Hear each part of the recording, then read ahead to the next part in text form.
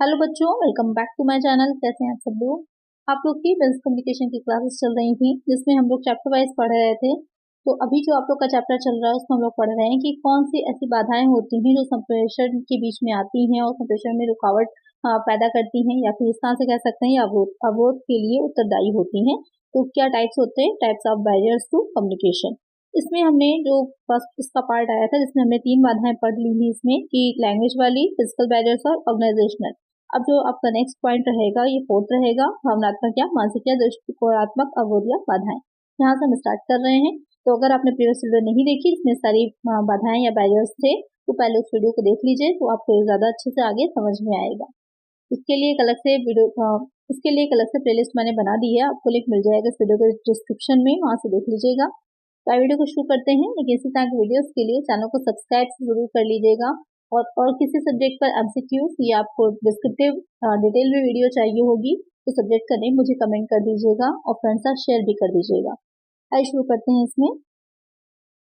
यहाँ पर भावनात्मक या दृष्टिकोणात्मक या फिर मानसिक अवरोध या बाधाएं किस तरह की रहती हैं, तो नाम से थोड़ा सा क्लियर हो रहा है कि जो इमोशनल हो या साइकोलॉजिकल हो, व्यक्ति कुछ भी सोच रहा है, उसकी एक परसेप्शन उसने किसी चीज के बारे में बना लेगा अगर वो, तो वो भी एक तरह से बैरियर का काम करेगा।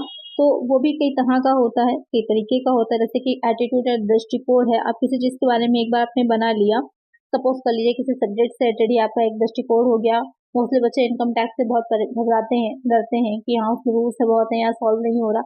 लेकिन इतना डिफिकल्ट नहीं है, बहुत ईजी है। अगर आपको सही पढ़ाने वाला भी मिल जाए और साथ में आप उसको अच्छे से समझे भी कि किस तरह से इसे हमें पढ़ना है, तो आसान भी हो जाए। लेकिन अगर आपने पहले से एटीट्यूड बना लिया किसी चीज को लेकर के कि ये चीज मेरे लिए मुश्किल है, मुझे नहीं समझ में आनी है, तो आप उसी के अकॉर्डिंग ही एक्ट करने लगते हैं। वही चीज इसमें भी रहती है कि कम्युनिकेशन में भी कि आपका दृष्टिकोण कैसा है, जो सेंडर है और जो रिसीवर है वो एक ही तरह से सोच रखता है या नहीं रखता है, या एक ही तरह की उसकी आपस की अंडरस्टैंडिंग है या नहीं है। तो अगर आपने कुछ डिफिकल्ट लैंग्वेज में भी लिखा है तो भी वो इजीली इसको समझ पाएगा। तो ये सारी चीजें भी इम्पोर्टेंट होती हैं। अगर इसमें किसी भी तरह का अंतर होता है कोई दृष्टिकोण में या जो है साइकोलॉजिकल या फिर इमोशनल उसमें, तो वहां पर भी क्या होता है, जो अवरोध है या बैरियर्स आते हैं। अभी किस तरह के होते हैं, तो पहला हो जाता है भावनात्मक, इमोशनल एटीट्यूड, कि किसी चीज को लेकर आप किस तरह के सोच रखते हैं, आपका स्वभाव कैसा है। बहुत से व्यक्ति इस तरह के होते हैं, नेचर में थोड़े से कूल माइंडेड होते हैं, काम होते हैं, तो बहुत जल्दी एग्रेसिव नहीं होते, उनको गुस्सा बहुत जल्दी नहीं आता।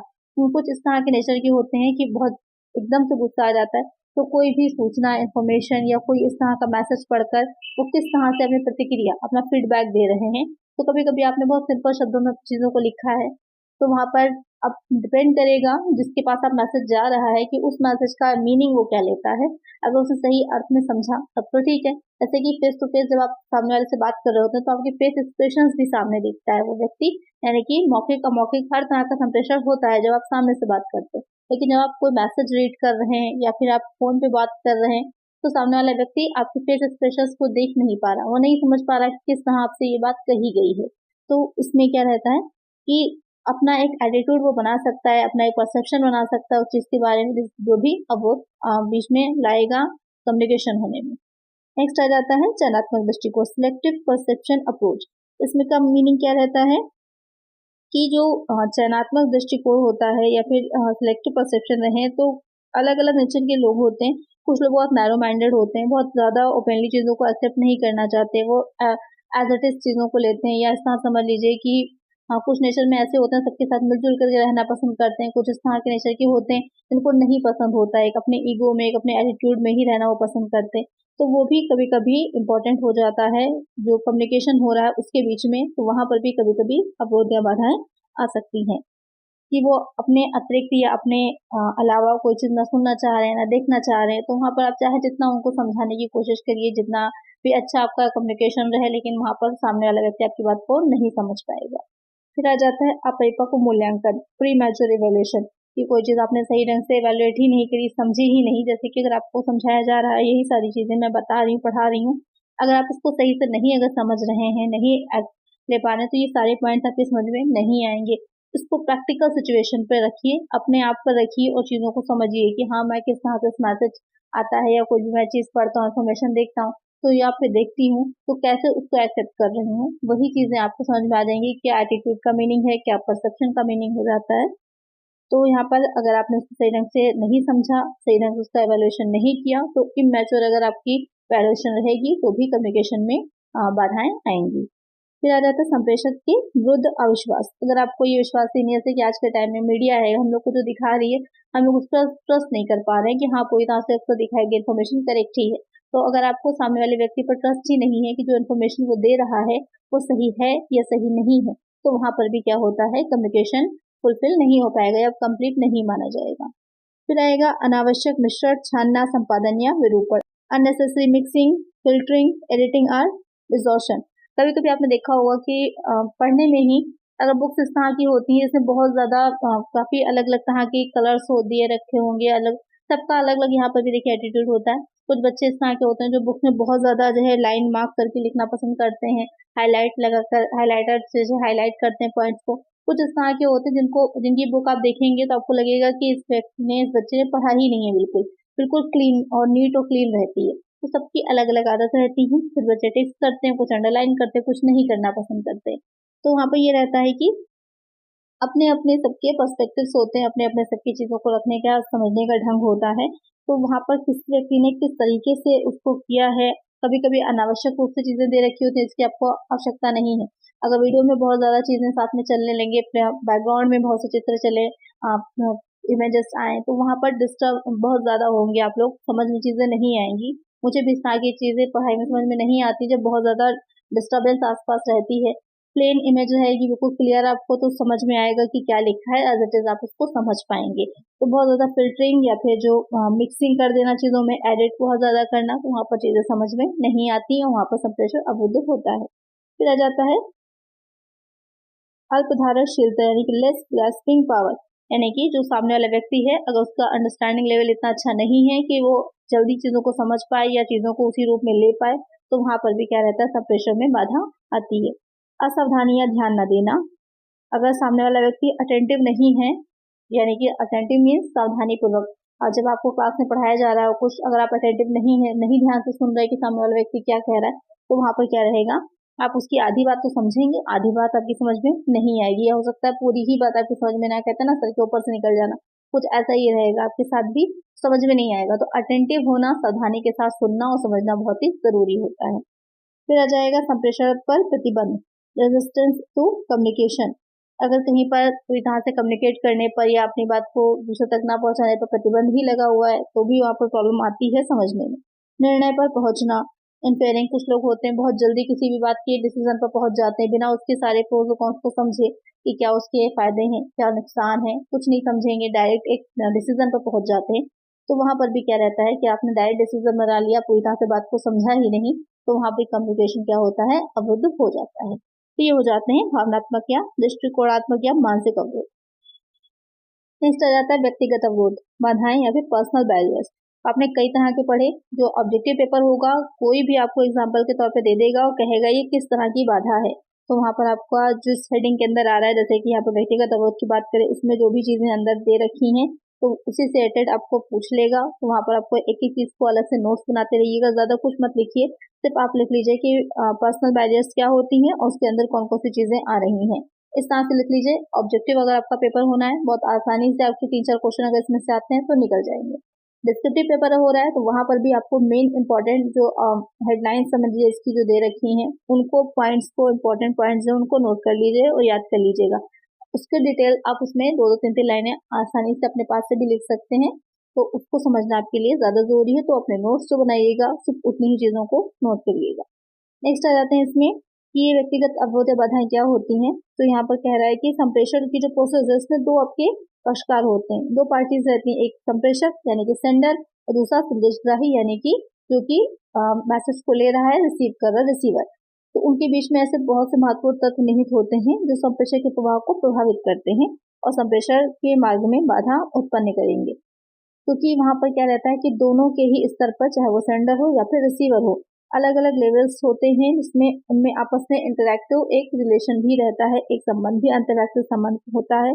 तो अगर दोनों के बीच में जो प्रोसेस है ये अगर वो सही ढंग से नहीं चल रही है, क्योंकि अलग अलग उनके हो सकता है पद हो, जैसे कि मैनेजर है और जो वर्कर्स होते हैं, कम्युनिकेशन तो वहाँ पर भी होता है, किस तरह का होता है, डाउनवर्ड अपवर्ड, मैं आप लोग को पहले ही पढ़ा चुकी हूँ उसमें।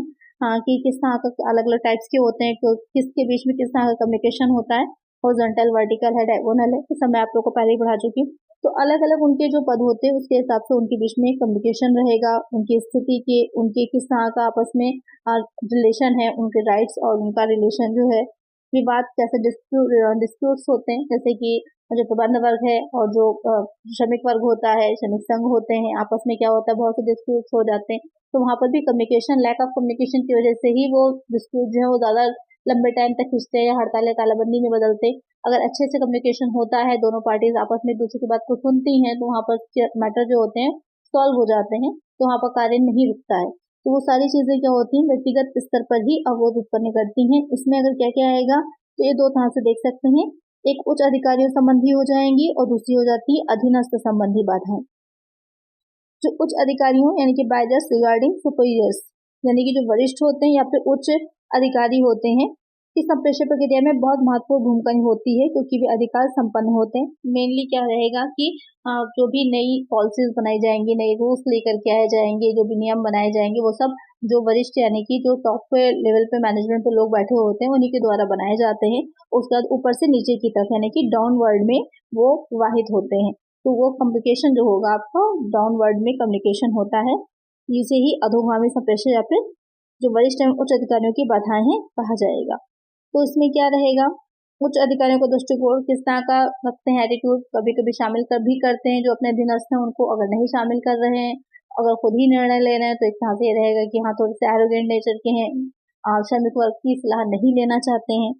अधिकार के दावे का डर रहता है, उचित माध्यम पर बल, कि किस माध्यम से, किस तरीके से जो चैनल है क्या है डिस्ट्रीब्यूशन का, संप्रेषक को नजरअंदाज करना यानी कि इग्नोर करना, वो अपनी बातें जो है या किस तरह के क्या नियम लिए गए हैं, कानून बनाए गए हैं, इसके बारे में वो नहीं बताना चाह रहे हैं। अधीनस्थों के प्रति विश्वास में कमी, वो नहीं मानते हैं कि जो उनके सबऑर्डिनेट्स हैं वो पूरी तरह से पूरी विश्वास के साथ काम कर रहे हैं या उनके ट्रस्टवर्दी हैं, या फिर परिवर्तन का प्रतिकार, रेजिस्टेंस टू चेंज। तो ये सारे हो जाते हैं जो उच्च अधिकारी हैं उनसे रिलेटेड बाधाएं। फिर आ जाती है अधीनस्थों की। अधीनस्थों में क्या रहेगा, उन्हें उचित प्रेरणा का अभाव होता है, लैक ऑफ प्रॉपर इंसेंटिव और इंस्पिरेशन। तो इसमें दो तरह का रहता है, प्रेरणा में तो आपकी मौद्रिक भी हो जाती है और अमौद्रिक भी हो जाती है, दोनों तरह की होती है। तो उसमें ये रहेगा कि वो प्रेरित नहीं होते, मोटिवेट नहीं होते काम करने के लिए। क्यों नहीं होते, क्योंकि प्रॉपर उनके साथ जो टॉप लेवल मैनेजमेंट है कम्युनिकेशन नहीं बन पाता और उनको लगता है कि वो उनके हित में सोच नहीं रहे हैं, या उन्होंने कोई उनके हित में निर्णय नहीं लिए हैं, या अपनी प्रॉब्लम्स को शेयर नहीं कर पा रहे होते उनसे, इसलिए क्या रहता है वहां पर उनकी प्रेरणा में जो होती है कमी रहती है। तो संप्रेषण में रुचि का अभाव, उनको रुचि नहीं होती अपनी बातें सामने वाले व्यक्ति तक या अपने जो अधिकारी वर्ग है उन तक पहुंचाने में। सुरक्षात्मक दृष्टिकोण, डिफेंसिव एटीट्यूड, उनकी डिफेंसिव सोच होती है, वो चीजों में नहीं पड़ना चाहते, वो अपना काम करना, अपनी सैलरी लेना और अपने अपने तक ही चीजों को रखना चाहते हैं, ज्यादा उन चीजों में नहीं आगे आना चाहते। इस वजह से भी क्या होता है, या उनके पास कुछ आइडियाज हैं वो शेयर नहीं करना चाहते, तो वहां पर भी कम्युनिकेशन क्या होता है, वो भी बाधाएं बनती हैं। तो ये हो जाएंगी व्यक्तिगत अवरोध या बाधाएं। इसके बाद आ जाती हैं अन्य बाधाएं, अदर बैरियर्स की। जितने भी अभी आपने पॉइंट्स पढ़े इसके अलावा भी कुछ और पॉइंट्स भी होते हैं, तो उनको अदर बैरियर्स में रख दिया गया है। एक हो जाता है सामाजिक एवं सांस्कृतिक पृष्ठभूमि, सोशल एंड कल्चरल बैकग्राउंड, ये बहुत इंपॉर्टेंट है। तो अगर हम अपने इंडिया की बात करें तो हमारे यहाँ इतने स्टेट्स हैं, उनकी अपनी अलग अलग भाषाएं हैं, अपनी अलग अलग जातियां हैं, जनजातियां हैं, उनके कल्चर हैं। तो उनमें क्या है, बहुत ज्यादा वर्सेटाइल है हमारा भारत, बहुत ही डाइवर्सिटी है हमारे भारत में, विभिन्नताएं हैं। तो इसमें क्या है, सबका कल्चर अलग है, सबकी संस्कृति अलग है, तो वहाँ पर एक दूसरे की चीजों को समझने में, उनकी भाषा को समझने में कठिनाई होती है। आप किसी साउथ की साइड में जाइएगा तो वहाँ उन लोग की लैंग्वेज बिल्कुल अलग होती है, उसको समझना काफी डिफिकल्ट होता है, समझने बिल्कुल नहीं आती है। तो इसमें डिपेंड करता है। लेकिन आप जो है नॉर्थ के साइड में जाइएगा तो वहाँ पर लैंग्वेज थोड़ी बहुत अंडरस्टैंडेबल होती है, कि आप इजीली समझ सकते हैं कि सामने वाला व्यक्ति क्या कहना चाह रहा है। तो डिपेंड करता है, अलग अलग जगहों पर अलग अलग भाषाएं, क्षेत्रीय भाषाएं उनकी बोली जाती हैं, तो वहां पर भी बाधाएं आती हैं उसको समझने में। शासकीय प्रकाशन, गवर्नमेंट पब्लिकेशन, इसमें रहता है कि अलग अलग जो गवर्नमेंट है वो कि हमारे जो भारत है उसमें आपका किस तरह की व्यवस्था है कि केंद्र और राज्य सरकारें अलग अलग अपना चला रही हैं, अलग अलग राज्यों की अलग अलग सरकारें हैं, उनके अपने अलग अलग नियम कानून भी होते हैं, तो उनके द्वारा बहुत से शोध कार्य हैं, इन सबसे रिलेटेड है सूचना प्रकाशित की जाती हैं। तो उन प्रकाशनों की सीमितता भी रहती है, पूरी तरह से नहीं पहुंच पाते हैं दूसरे व्यक्तियों तक, या पूरी तरह से हम लोग उसको नहीं प्राप्त कर पाते हैं, तो वहां पर भी क्या है, आपको सही एग्जैक्टली इन्फॉर्मेशन नहीं मिल पाती है कि क्या करेंट की स्थिति है। आधुनिक यांत्रिक साधन, मॉडर्न मैकेनिकल इक्विपमेंट्स, कि आज के टाइम में जैसे जैसे बहुत ज़्यादा हम लोग टेक्नोलॉजी की तरफ भाग रहे हैं, की तरफ जा रहे हैं, तो एक तरह से तो बहुत से साधनों का इजी बना दिया है कि अब ज़्यादातर हम लोग को जैसे कि पहले लेटर पोस्ट किया जाता था, उसके थ्रू मैसेज कोई भेजा जाता था, लेकिन आज ईमेल का टाइम है, फ़ोन पे बात की जा सकती है, तो बहुत ही इजी हो गया है उस तरह से अगर हम देखें। लेकिन कभी कभी क्या रहता है कि ये प्रक्रिया हर एक के लिए संभव नहीं होती है। आप कुछ ऐसी जगह पर चली जाइए जहाँ पर सिग्नल्स ही नहीं मिल रहे हैं, तो वहाँ पर काफ़ी प्रॉब्लम हो जाती है अपनी बात को पहुँचाने में। तो आज के टाइम में टेक्नोलॉजी तो बढ़ गई है, लेकिन कुछ प्रॉब्लम्स कुछ जगह अभी भी ऐसी रह गई हैं जो कि इससे पूरी तरह से अलग हैं, तो वहाँ पर कम्युनिकेशन में प्रॉब्लम आती है। बैड लिसनिंग, कि सामने वाले व्यक्ति अगर ढंग से सुनना नहीं चाह रहा है, आपकी बात को समझ नहीं रहा है, या एक अच्छा कहते हैं ना कि अच्छा जो है श्रोता होना भी बहुत ज़रूरी होता है कि आप सुन सकें अच्छा कि सामने वाला व्यक्ति क्या कह रहा है। स्पीकर जितना अच्छा हो उतना ही अच्छा ऑडियंस होना भी ज़रूरी होता है, तभी ढंग से पूरी तरह से बात सामने वाले की आप समझ पाते हैं। सारांश निकालना, अब्स्ट्रैक्टिंग, आपने जितना जैसे कि अभी मैंने आपको जितना पढ़ाया उसमें अगर आप पूरी तरह से समझ पाए हो कि बैरियर्स क्या होती हैं, उसका समरी है, उसका सारांश आपने अच्छे से समझ लिया, तो पूरा कंप्लीट चैप्टर आपको अच्छे से समझ में आ जाएगा।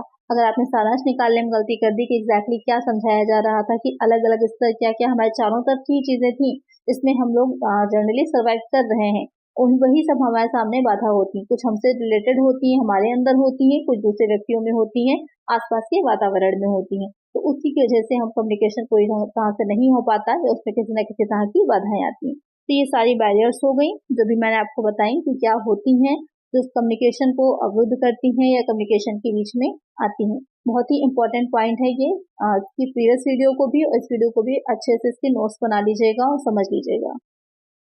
अब बाधाएं तो आ गई, लेकिन अब इनको दूर भी किया जाएगा, तो किस तरह से इन बाधाओं को दूर कर सकते हैं, कि संप्रेषण की बाधाओं को दूर करने के उपाय या फिर सुझाव, कि क्या सुझाव होते हैं। मेजर्स और suggestions to remove barriers to communication, क्या रहते हैं, क्योंकि अब प्रॉब्लम्स हैं तो उनका सोल्यूशन भी होता है, तो बाधाएं हैं तो उनको दूर करने के उपाय भी होंगे या सुझाव भी होंगे। क्या रहेंगे, कि जहां तक संभव हो संप्रेषण की रेखा, लाइन ऑफ कम्युनिकेशन छोटी से छोटी होनी चाहिए, यानी कि आप जितना इजी रहेगा आपके लिए कि अगर आप सामने वाले व्यक्ति तक अपनी बात स्वयं पहुंचाएं, खुद उससे बात करें, किसी भी तरह से वीडियो चैट कर सकते हैं, मैसेज के थ्रू, ईमेल के थ्रू, सामने से आमने सामने फेस टू फेस बात कर सकते हैं, यानी कि कम्युनिकेशन का आपके माध्यम जो होगा वो जो रेखा एक लाइन होती है वो छोटी से छोटी रखिएगा, तो वहां पर क्या रहेगा, डिस्टेंस, जो एक बाधा थी नहीं कि डिस्टेंस मैटर करता है, कि अगर डिस्टेंस बहुत ज्यादा है तो कम्युनिकेशन वहां पर क्या होगा, गलत भी हो सकता है, मिसअंडरस्टैंड भी किया जा सकता है, तो अगर वो छोटी रहेगी तो उसमें आपका जो कम्युनिकेशन है, जो मैसेज है, वो पूरी तरह से सही ढंग से पहुंच जाएगा। फिर है सरल और समझने योग्य भाषा, भाषा को सही रखिए, सिंपल सा रखिए, सीधा सा रखिए, ताकि आसानी से सामने वाला व्यक्ति उसे समझ ले। प्राप्तकर्ता की आवश्यकताओं को ध्यान में रखकर संदेश का संप्रेषण करना, कि जो रिसीवर है उसको क्या चाहिए है, या क्या ज्ञान उसे चाहिए, क्या नॉलेज उसे चाहिए, सही व्यक्ति तक सही सूचना जो नहीं पहुंचेगी तो वो एक बाधा थी ना, तो वही चीज है कि उसको दूर किया जाए। जो व्यक्ति जिस इंफॉर्मेशन के लिए, जैसे कि अगर आप बिजनेस स्टैटिस्टिक्स की क्लास लेना चाह रहे हैं और आपको स्टैटिस्टिक्स की जगह बिजनेस कम्युनिकेशन की क्लास दी जाए, या कम्युनिकेशन की लेना चाह रहे हैं स्टैटिस्टिक्स की दी जाए, तो वहाँ पर आपके लिए क्या है, उस चीज की अननेसेसरी है वो सूचना या वो इन्फॉर्मेशन, आपके लिए किसी काम की नहीं है। कि अगर आप 12th में हैं तो आपको अगर ग्रेजुएशन की पढ़ाई करा दी जाए तो क्या मतलब रहेगा, मेन तो आपको पेपर तो 12th का देना है ना, स्टैंडर्ड 12th का है आपका, तो 12th तक की ही इन्फॉर्मेशन आपके लिए सफिशियंट है, उससे ज्यादा का ज्ञान आपके लिए किसी काम का नहीं रहेगा उस टाइम पर। तो इस वजह से क्या रहता है कि रिसीवर जो है वो उसकी नीड क्या है, किस तरह की इन्फॉर्मेशन चाह रहा है, उसको जानकर उसी के अकॉर्डिंग ही इन्फॉर्मेशन देनी चाहिए। अधिशासी अधिकारी हो या अधीनस्थ कर्मचारी, दोनों को एक दूसरे की बात सुनते समय बहुत धैर्य रखना चाहिए। यहाँ पर प्रॉब्लम ये होती है कि आज के टाइम में पेशेंस किसी में नहीं है, हर व्यक्ति चाहता है कि जल्द से जल्द अपना काम करे और आगे बढ़े, और दूसरे व्यक्ति की बात सुनना नहीं चाहता। सबसे बड़ी प्रॉब्लम ही आज के टाइम में यही है कि एक जो सही इन्फॉर्मेशन होती है वो अफवाह कैसे बन जाती है या गलत किस तरह से हो जाती है। उसका मेन रीजन ये कि सामने वाले व्यक्ति पूरी बात सुने बिना ही उसे दूसरे आगे व्यक्ति को कन्वे कर देता है, तो वहां पर वो एक सही इंफॉर्मेशन या सूचना अफवाह का रूप ले लेती है। तो वहां पर पेशेंस रखें और पूरी तरह से बात को समझें। फिर आ जाता है, क्योंकि संप्रेषण दिमाग की प्रक्रिया है, अर्थात प्राप्तकर्ता को जब तक संदेश समझ में नहीं आ जाता संप्रेषण पूर्ण नहीं होता, क्योंकि रिसीव करने के बाद वो जब डिकोड करता है अपनी भाषा में डिकोड करने के बाद उसको फीडबैक भी देना होता है रिसीवर को। जब फीडबैक दे देगा, प्रतिपुष्टि दे देता है, उसके बाद कम्युनिकेशन को कंप्लीट माना जाता है। अगर फीडबैक नहीं मिला, इसका मतलब कम्युनिकेशन कंप्लीट नहीं हुआ है। तो क्यों नहीं मिला, उसके क्या रीजंस थे, वहां पर कैसे उसको प्रॉब्लम उसको दूर किया जा सकता है, तो वहां पर अगर इस चीज का ध्यान दिया जाएगा तो वो बाधा को भी दूर करा जा सकता है, वो कम्युनिकेशन भी पूरा हो जाएगा। अधिकारियों और अधीनस्थों दोनों की पारस्परिक विश्वास विकसित करना चाहिए। दोनों को स्वतंत्र व खुले मस्तिष्क से एक दूसरे को आलोचना एवं दोषों को स्वीकार करना चाहिए। यहाँ पर कहने का वही मतलब है कि जो जैसे मैनेजमेंट है और जो आपका श्रमिक संघ होता है, जो वर्कर्स यूनियन होती है, उन दोनों को एक दूसरे की बात को समझे। एज एग्जाम्पल मैं बता रही हूँ आप लोग को कि जैसे कि कोई फर्म है, कोई संस्था है, वहां पर जो मैनेजमेंट है और जो यूनियन है एक वर्कर्स की, आपस में किसी भी तरह का डिस्प्यूट है, कोई झगड़ा है, उसको सुलझाने के लिए एक दूसरे की बात को सुने, मांगों को सुने, क्या हो सकता है क्या नहीं हो सकता है, तो उसके अकॉर्डिंग काम करेंगे तो इजिली वो डिस्प्यूट क्या होगा, सॉल्व हो जाएगा। तो एक तरह से जो बाधा है वो दूर हो जाएगी। तो ये सब थी वो तरीके, या कह सकते हैं कि वो किस तरह से एक संप्रेषण में आ रही बाधाओं को दूर किया जा सकता है, वो सुझाव या उपाय। तो यहाँ पर ये आपका चैप्टर कंप्लीट हो जाता है। बहुत ही इंपॉर्टेंट और अच्छा चैप्टर था, इसीलिए साथ में मैंने आप लोग को डिटेल में भी कर दिया है कि अगर आप उसमें पढ़ना चाहिए तो उसमें डिटेल में भी आप चीज़ों को पढ़ सकते हैं, जिससे कि कोई कंफ्यूजन आपको ना रह जाए। तो अगर वीडियो अच्छी लगी है, अगर हेल्पफुल रही है, तो वीडियो को लाइक ज़रूर कर दीजिएगा और चैनल को सब्सक्राइब करना ना भूलिएगा और फ्रेंड्स तक वीडियो को शेयर कर दीजिएगा। मिलेंगे नेक्स्ट वीडियो में। Thank you.